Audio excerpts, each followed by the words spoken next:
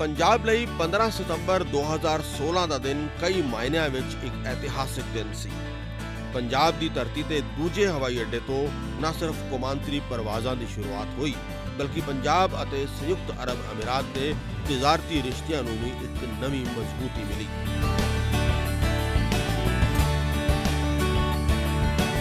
ਮੋਹਾਲੀ ਦੇ international airport ਤੋਂ Sharjah ਲਈ ਉੱਡਣ ਵਾਲੀ ਏਅਰ ਇੰਡੀਆ ਦੀ ਪਹਿਲੀ ਪ੍ਰਵਾਜ਼ ਕਿੰਨੀ ਅਹਿਮ ਸੀ ਕਿ ਇਸ ਪ੍ਰਵਾਜ਼ ਵਿੱਚ ਨਾ ਸਿਰਫ ਪੰਜਾਬ ਦੇ ਉਪ ਮੁੱਖ ਮੰਤਰੀ ਸੁਖਬੀਰ ਸਿੰਘ ਬਾਦਲ ਮੌਜੂਦ ਸਨ, ਬਲਕਿ ਪੰਜਾਬ ਦੇ ਕਈ ਮੰਨੇ ਪੜਮੰਨੇ ਸਨਅਤਕਾਰ ਅਤੇ ਉਦਮੀ ਵੀ ਮੌਜੂਦ ਸਨ। ਇਹ ਮੌਕਾ ਪੰਜਾਬ ਨੂੰ ਸਿੱਧਿਆਂ ਖਾੜੀ ਦੇ ਮੁਲਕਾਂ ਨਾਲ ਜੋੜਨ ਦਾ ਹੀ ਨਹੀਂ ਸੀ, ਬਲਕਿ ਆਰਥਿਕ ਤੌਰ ਤੇ ਦੁਨੀਆ ਦੇ ਬੇਹੱਦ ਅਹਿਮ ਇਸ ਖਿੱਤੇ ਨਾਲ ਨਵੇਂ ਰਿਸ਼ਤੇ ਕਾਇਮ ਕਰਨ ਦਾ ਵੀ ਸੀ। ਚੰਡੀਗੜ੍ਹ ਅਤੇ ਮੋਹਾਲੀ ਵਿੱਚ ਕੌਮਾਂਤਰੀ 에ਅਰਪੋਰਟ ਦਾ ਸੁਪਨਾ ਉਪ ਮੁੱਖ ਮੰਤਰੀ ਸੁਖਬੀਰ ਸਿੰਘ ਬਾਦਲ ਦਾ ਸੁਪਨਾ ਸੀ। ਅੱਜ ਇਹ ਸੁਪਨਾ ਸਾਕਾਰ ਹੋ ਚੁੱਕਿਆ ਹੈ।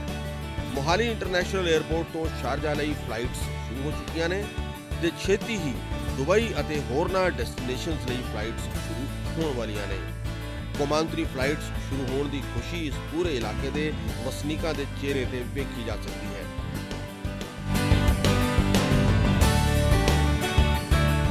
जितनी देर में चंडीगढ़ से हम दिल्ली एयरपोर्ट पहुंचते हैं ना, उतनी देर में चंडीगढ़ से दुबई पहुंच जाते हैं। सबसे बड़ा प्लस पॉइंट है ये। और ये एक्चुअली आज की डेट में क्या है कि ट्रैफिक कंजेशन इतना ज़्यादा हेक्टिक चीज़ें हैं ना, तो ये सब चीज़ें अवॉइड करने के लिए ना सरकार ने सबसे बढ़िया चीज़ ये की है कि डायरेक्ट फ्लाइट कर दी है। डायरेक्ट हम 4 घंटे में दुबई पहुँच सकते हैं आराम से यहाँ से। ਕੰਫਰਟ ਜ਼ਿਆਦਾ ਹੈ। ਨਹੀਂ ਤਾਂ ਇੱਕ ਬੰਦੇ ਨੂੰ ਸੋਚਣਾ ਹੁੰਦਾ ਸੀਗਾ ਕਿ ਵੀ ਅਗਰ ਮੈਂ ਬਾਹਰ ਜਾਣਾ ਹੈ ਤੇ ਪਹਿਲੇ ਹੀ has to go to Delhi, ਉਹਦੇ ਬਾਅਦ ਫਿਰ ਉਹਦੇ ਬਾਅਦ ਕਰਨਾ। Now it is just like he is there with me. ਇਹ ਆਏ ਹੈ ਅੱਧੇ ਘੰਟੇ ਦੀ ਘਰ ਜਾ ਕੇ ਹੁਣ ਚਾਹ ਪੀਆਂਗੇ ਆਰਾਮ ਨਾਲ। So it is very comfortable and things are everything is becoming so closer that you feel comfortable in travelling. ਮੈਂ ਨੰਗਲ ਦਾ ਰਹਿਣ ਵਾਲਾ ਹੈ ਜੀ, ਸ਼ਾਰਜਾ ਤੋਂ ਆਇਆ ਜੀ ਤੇ ਸਟੀਮਰ ਰੌਕ 'ਚ ਕੰਮ ਕਰਦਾ ਜੀ। ਬਹੁਤ ਹੀ ਵਧੀਆ ਲੱਗਿਆ ਜੀ, ਬਹੁਤ ਵਧੀਆ ਜਰਨੀ ਰਹੀ ਜੀ, ਬਹੁਤ ਮਜ਼ਾ ਆਇਆ ਜੀ।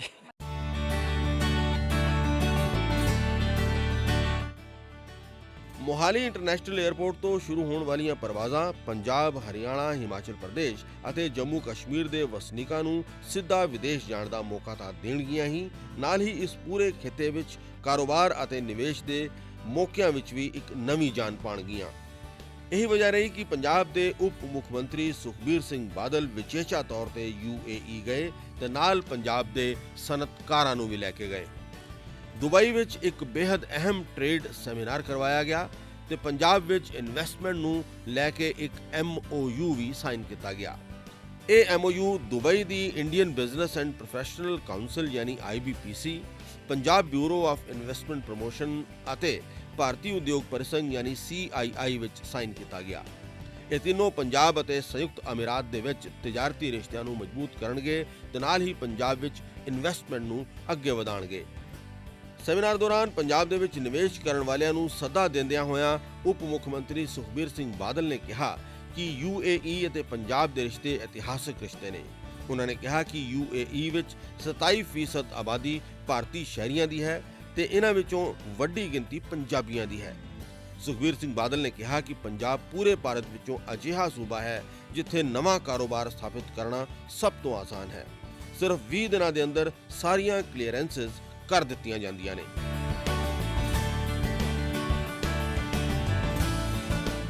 Normally when you come to India, when you want to invest in India, and if you want to start today, you want to start a business, it'll take you a few months because you have to go through 20 departments.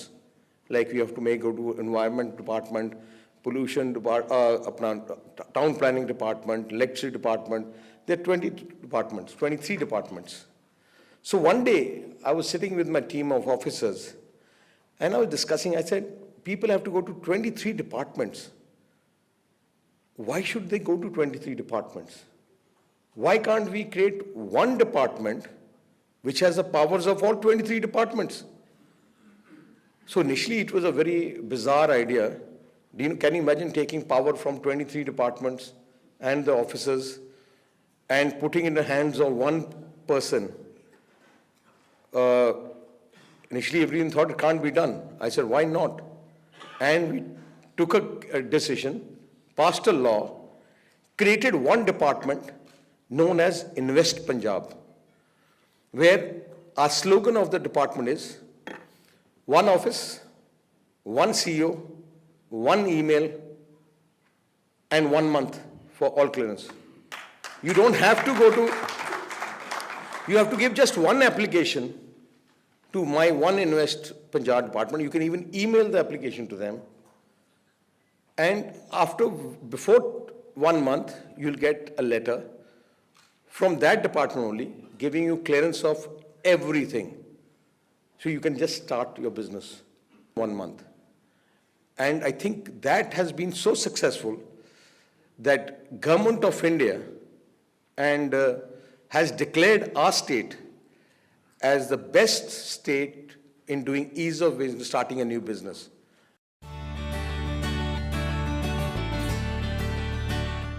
Mohali ਦਾ ਖਾਸ ਤੌਰ ਤੇ ਜ਼ਿਕਰ ਕਰਦਿਆਂ ਹੋਇਆਂ ਉਪ ਮੁੱਖ ਮੰਤਰੀ ਨੇ ਕਿਹਾ ਕਿ ਇੱਥੇ ਆਈਟੀ ਸਿਟੀ ਬਣਾਇਆ ਜਾ ਰਿਹਾ ਹੈ। ਦੁਨੀਆ ਦੀਆਂ ਕਈ ਵੱਡੀਆਂ ਆਈਟੀ ਕੰਪਨੀਆਂ ਪਹਿਲਾਂ ਤੋਂ ਹੀ ਮੁਹਾਲੀ ਵਿੱਚ ਆਪਣੇ ਆਫਿਸ ਖੋਲ੍ਹ ਚੁੱਕੀਆਂ ਨੇ ਤੇ ਕਈ ਹੋਰ ਕੰਪਨੀਆਂ ਇੱਥੇ ਆਪਣੇ ਆਪਰੇਸ਼ਨ ਸ਼ੁਰੂ ਕਰਨ ਵਾਲੀਆਂ ਨੇ।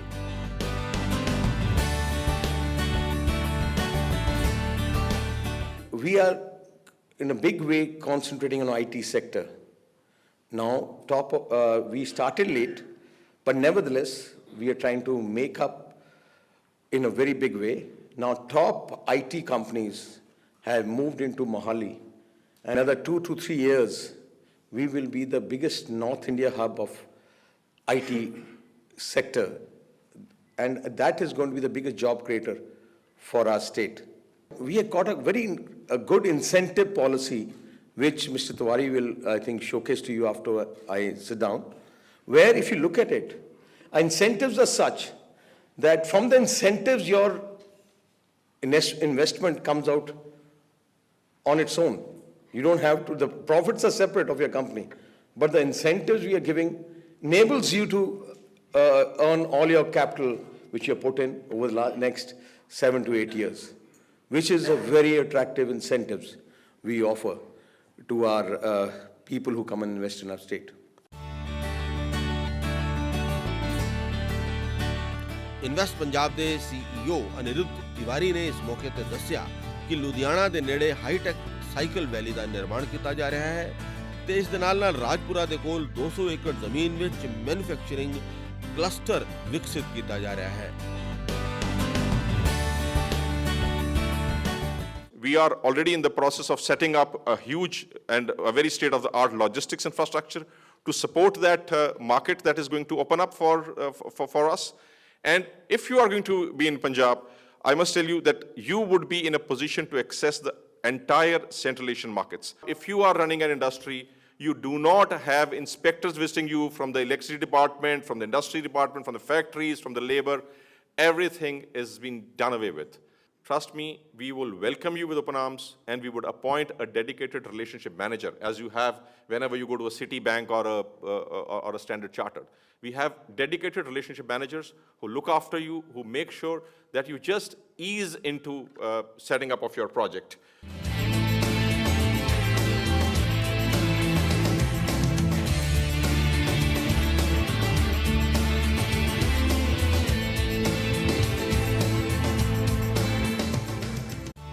ਇਸ ਦੌਰੇ ਦੌਰਾਨ ਸੰਯੁਕਤ ਅਰਬ ਅਮੀਰਾਤ ਦੇ ਕਈ ਵੱਡੇ ਉਦਮੀਆਂ ਨਾਲ ਅਲੱਗ ਤੋਂ ਗੱਲਬਾਤ ਦਾ ਸਿਲਸਿਲਾ ਵੀ ਚੱਲਦਾ ਰਿਹਾ।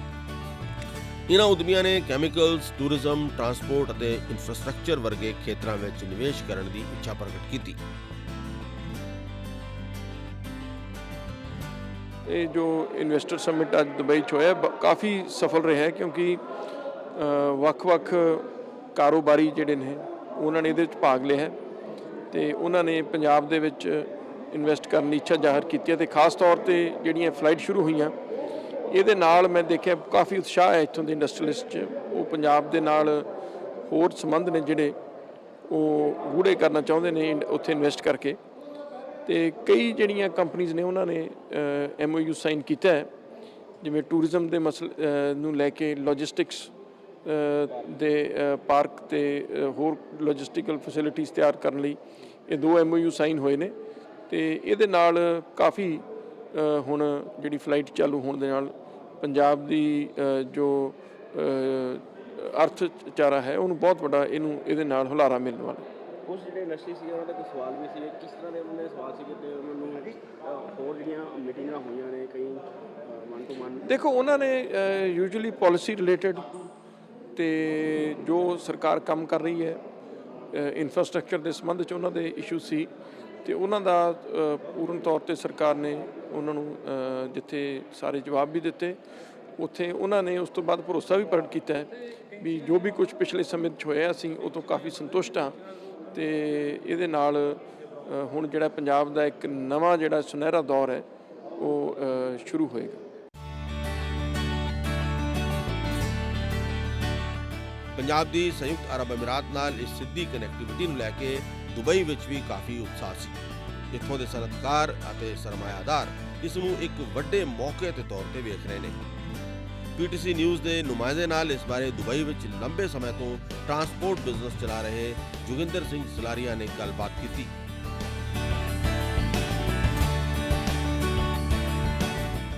ਸਾਡੇ ਨਾਲ ਜੋਗਿੰਦਰ ਸਿੰਘ ਜੀ ਮੌਜੂਦ ਨੇ। ਜੋਗਿੰਦਰ ਸਿੰਘ ਜੀ ਨਾਲ ਅਸੀਂ ਗੱਲ ਕਰ ਲੈਂਦੇ ਹਾਂ। ਇਹਨਾਂ ਦੀ ਡਿਪਟੀ ਸੀਐਮ ਸਾਹਿਬ ਨਾਲ ਮੁਲਾਕਾਤ ਹੋਈ ਸੀਗੀ ਤੇ ਕੀ ਇਹਨਾਂ ਦਾ ਡਿਪਟੀ ਸੀਐਮ ਨੇ ਕੀ ਆਸ਼ਵਾਸਨ ਦਵਾਇਆ ਇਹਨਾਂ ਨੂੰ? ਸਰ, ਸਭ ਤੋਂ ਪਹਿਲਾਂ ਤਾਂ ਤੁਹਾਡਾ ਪੀਟੀਸੀ ਨਿਊਜ਼ ਦੇ ਵਿੱਚ ਸਵਾਗਤ ਹੈ।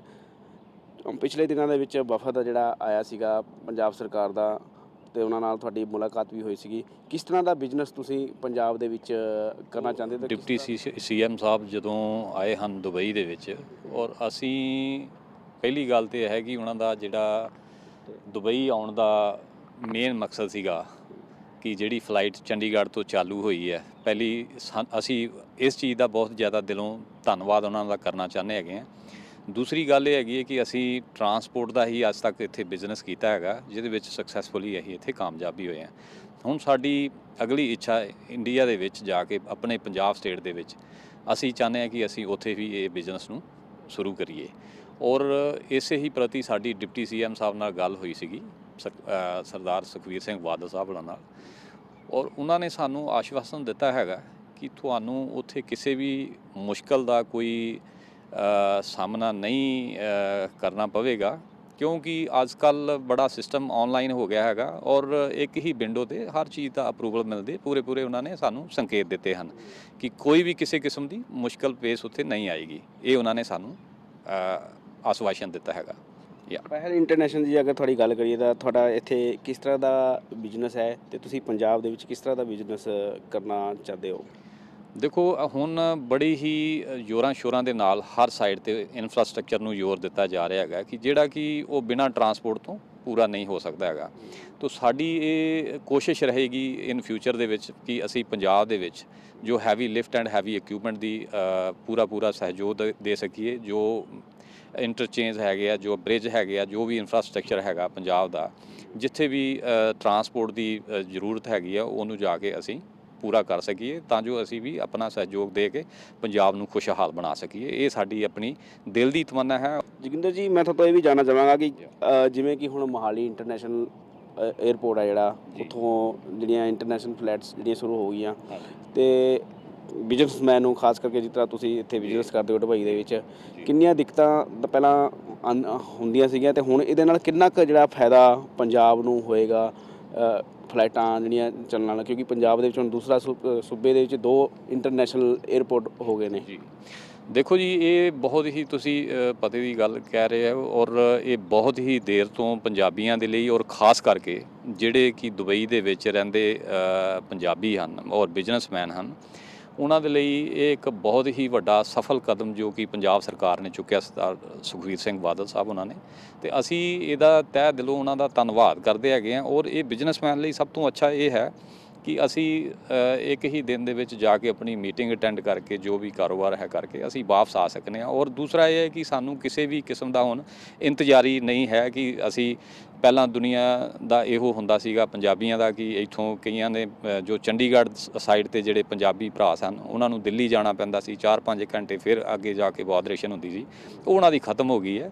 ਔਰ ਇਸ ਲਈ ਅਸੀਂ ਸਾਰੇ ਪੰਜਾਬੀ ਦੁਬਈ ਦੀ ਪੂਰੀ UAE ਦੇ ਵਾਸੀ ਜਿਹੜੇ ਹੈਗੇ ਅਸੀਂ ਤਹਿ ਦਿਲੋਂ ਧੰਨਵਾਦ ਕਰਦੇ ਹਾਂ ਸਰਦਾਰ ਸੁਖਬੀਰ ਸਿੰਘ ਬਾਦਲ ਸਾਹਿਬ ਦਾ।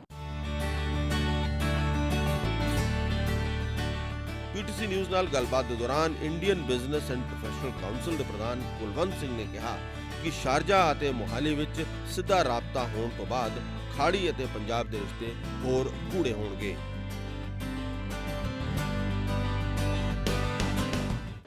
ਆਈ ਥਿੰਕ ਇਹ ਬਹੁਤ ਹੀ ਵਧੀਆ ਅਪੋਰਚੁਨਿਟੀ ਸਾਨੂੰ ਮਿਲੀ ਹੈਗੀ ਹੈ। ਸਾਰੇ ਜਿੰਨੇ ਵੀ NRI ਦੁਬਈ ਦੇ ਵਿੱਚ ਰਹਿ ਰਹੇ ਨੇ ਜਾਂ ਜਿੰਨੇ ਵੀ ਸਾਰੇ ਪੰਜਾਬੀਜ਼ ਜਿਹੜੇ ਪੰਜਾਬ ਤੋਂ ਬਾਹਰ ਇੱਥੇ ਰਹਿ ਰਹੇ ਨੇ ਦੁਬਈ ਦੇ ਵਿੱਚ ਜਾਂ UAE ਦੇ ਵਿੱਚ, ਉਹਨਾਂ ਵਾਸਤੇ ਬਹੁਤ ਵੱਡੀ ਇੱਕ ਅਪੋਰਚੁਨਿਟੀ ਸੀਗੀ, ਕਿਉਂਕਿ ਸਪੈਸ਼ਲੀ ਪੰਜਾਬ ਗਵਰਨਮੈਂਟ ਖੁਦ ਆਈ ਹੈਗੀ ਹੈ, ਉਹਨਾਂ ਦੀ ਐਡੀ ਵੱਡੀ ਡੈਲੀਗੇਸ਼ਨ ਲੈ ਕੇ ਆਈ ਹੈ। ਅਸੀਂ ਬਹੁਤ ਵਾਰੀ ਸੁਣਿਆ ਹੈ ਕਿ ਜਦੋਂ ਵੀ ਅਸੀਂ ਡੈਲੀਗੇਸ਼ਨਸ ਆਉਣ ਇੰਡੀਆ ਤੋਂ, ਤੇ ਅਸੀਂ ਉਹਨਾਂ ਨਾਲ ਗੱਲਾਂ ਕਰੀਦੀਆਂ ਵੀ ਤੁਸੀਂ 에ਅਰਪੋਰਟ ਇੰਟਰਨੈਸ਼ਨਲ ਕਿਦੋਂ ਕਰੋਗੇ, ਤੇ ਤੁਸੀਂ ਉੱਥੋਂ ਫਲਾਈਟ ਕਿਦੋਂ ਕਰੋਗੇ, ਤੇ ਉੱਥੇ ਸਾਡੀ ਕਨੈਕਟੀਵਿਟੀ ਕੀ ਹੈ, ਤੇ ਅਸੀਂ ਉੱਥੇ ਕਿੱਦਾਂ ਅੱਗੇ ਬਿਜ਼ਨਸ ਕਰ ਸਕਦੇ ਹਾਂ। ਪਰ ਇੱਥੇ ਤਾਂ ਇਹ ਪਹਿਲਾਂ ਹੀ ਕਰਕੇ ਆਏ ਨੇ, ਕਨੈਕਟੀਵਿਟੀ ਪਹਿਲਾਂ ਹੀ ਹੋ ਗਈ ਹੈਗੀ ਹੈ, ਪਹਿਲਾਂ ਹੀ ਫਲਾਈਟ ਦੇ ਵਿੱਚ ਆ ਰਹੇ ਨੇ, ਇਨੋਗ੍ਰੇਸ਼ਨ ਫਲਾਈਟ 'ਤੇ ਆਏ ਨੇ, ਤੇ ਜਿਹਦਾ ਮਤਲਬ ਹੈਗਾ ਕਿ ਇਹ ਸਾਡੇ ਵਾਸਤੇ ਇੱਕ ਕਨੈਕਟੀਵਿਟੀ ਹੋ ਗਈ ਹੈਗੀ ਹੈ। ਇੱਕ ਕੋਈ ਵੀ ਇਨਵੈਸਟਰ ਜਿਹੜਾ ਵੀ ਇਨਵੈਸਟ ਕਰਨਾ ਚਾਹੁੰਦਾ, ਉਹਦੇ ਵਾਸਤੇ ਬਹੁਤ ਜ਼ਰੂਰੀ ਹੁੰਦਾ ਕਿ ਉਹ ਲੈਂਡ ਦੇ ਵਿੱਚ, ਉਹ ਡੈਸਟੀਨੇਸ਼ਨ ਦੇ ਵਿੱਚ ਕਨੈਕਟੀਵਿਟੀ ਹੈ ਜਾਂ ਨਹੀਂ ਹੈ। ਇੱਥੇ ਪੂਰੀ ਡੈਲੀਗੇਸ਼ਨ ਜਿਹੜੀ ਆਈ ਹੈ ਇਨੋਗਰਲ ਫਲਾਈਟ 'ਤੇ ਆਈ ਹੈ, ਤੇ ਦੂਜੀ ਇੱਕ ਹੋਰ 15 ਦਿਨ ਦੇ ਵਿੱਚ ਫਲਾਈਟ ਸ਼ੁਰੂ ਹੋ ਰਹੀ ਹੈ, ਤੀਜੀ ਫਲਾਈਟ ਅਬੂ ਧਾਬੀ 'ਚ ਸ਼ੁਰੂ ਹੋ ਰਹੀ ਹੈ, ਹੋਰ ਸਿੰਗਾਪੁਰ ਨੂੰ ਵੀ ਜਾ ਰਹੀ ਹੈ। ਇਹਦਾ ਮਤਲਬ ਕਿ ਆਲਰੇਡੀ ਕਨੈਕਟੀਵਿਟੀ ਉੱਥੇ ਐਸਟੈਬਲਿਸ਼ ਹੋ ਚੁੱਕੀ ਹੈ। ਫਿਰ ਐਨੀ ਇਨਵੈਸਟਰ ਵਾਸਤੇ, ਕਿਸੇ ਵੀ ਇਨਵੈਸਟਰ ਵਾਸਤੇ, ਬਿਜ਼ਨਸਮੈਨ ਵਾਸਤੇ, ਜਦੋਂ ਉਹ ਕੁਝ ਵੀ ਇਨਵੈਸਟ ਕਰਨਾ ਚਾਹੁੰਦਾ ਜਾਂ ਜਾ ਕੇ ਉਸ ਕੰਟਰੀ ਨੂੰ ਐਕਸਪਲੋਰ ਕਰਨਾ ਚਾਹੁੰਦਾ ਜਾਂ ਉੱਥੇ ਕੋਈ ਅਪੋਰਚੁਨਿਟੀ ਦੇਖਣਾ ਚਾਹੁੰਦਾ, ਉੱਥੇ ਜਦ ਉਹਨਾਂ ਨੂੰ ਪਤਾ ਲੱਗੇ ਕਿ ਇਹ ਸਾਰੀ ਕਨੈਕਟੀਵਿਟੀ ਹੈ, ਤਾਂ ਉਹ ਫੈਸਿਲਿਟੀ ਹੋਰ ਜ਼ਿਆਦਾ ਬੈਟਰ ਬਣ ਜਾਂਦੀ ਹੈਗੀ ਹੈ। ਨਾਲੇ ਸਾਡੇ ਜਿੰਨੇ ਵੀ ਇੱਥੇ ਬੰਦੇ NRI ਰਹਿ ਰਹੇ ਨੇ, ਜਿਹੜੇ ਪੰਜਾਬੀਜ਼ ਰਹਿ ਰਹੇ ਨੇ ਬੈਕ ਹੋਮ ਪੰਜਾਬ ਦੇ ਵਿੱਚ, ਜੇ ਡਿਪਟੀ CM ਖੁਦ ਆਉਂਦੇ ਨੇ ਤੇ ਉਹ ਪੂਰੀ ਕਲੈਰਿਟੀ ਦਿੰਦੇ ਨੇ, ਤੇ ਬੜੀਆਂ ਜਿਹੜੀਆਂ ਕੰਪਨੀਆਂ ਉੱਥੇ ਆਲਰੇਡੀ ਐਸਟੈਬਲਿਸ਼ਡ ਹੈਗੀਆਂ, ਹੁਣ 2 ਸਾਲ ਤੋਂ ਨਹੀਂ, ਜਿਹੜੇ 20 ਸਾਲਾਂ ਤੋਂ, 30 ਸਾਲਾਂ ਤੋਂ, 50 ਸਾਲਾਂ ਤੋਂ ਵੀ ਜਿਹੜੀਆਂ ਕੰਪਨੀਆਂ ਐਸਟੈਬਲਿਸ਼ਡ ਹੈ, ਉਹਨਾਂ ਨੇ ਵੀ ਆ ਕੇ ਦੱਸਿਆ ਵੀ ਇਹਦੇ ਵਿੱਚ ਇੱਦਾਂ ਦੀ ਕੋਈ ਪ੍ਰੋਬਲਮ ਨਹੀਂ ਸੀ, ਇੱਦਾਂ ਦਾ ਕੋਈ ਇਸ਼ੂ ਨਹੀਂ ਹੈ।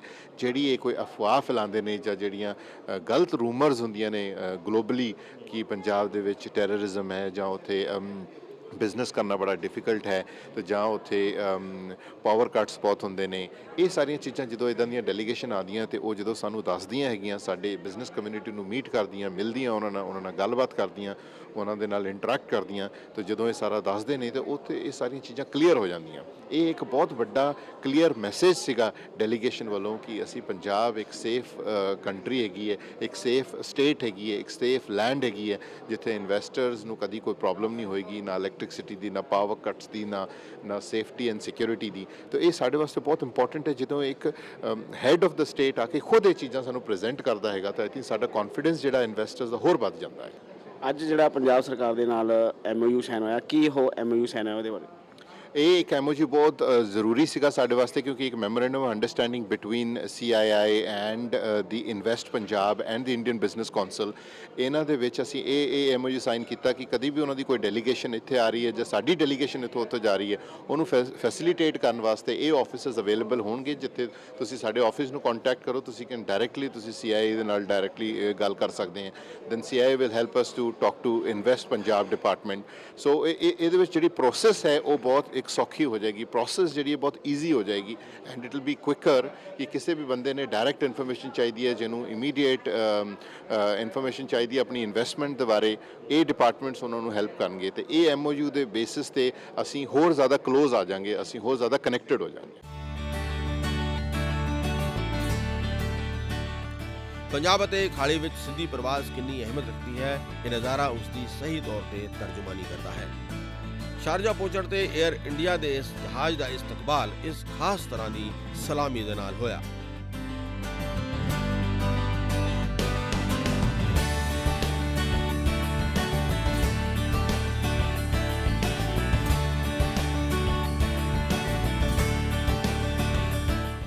ਦੁਬਈ ਤੋਂ PTC ਨਿਊਜ਼ ਲਈ ਦਲਜੀਤ ਸਿੰਘ ਦੀ ਖਾਸ ਰਿਪੋਰਟ।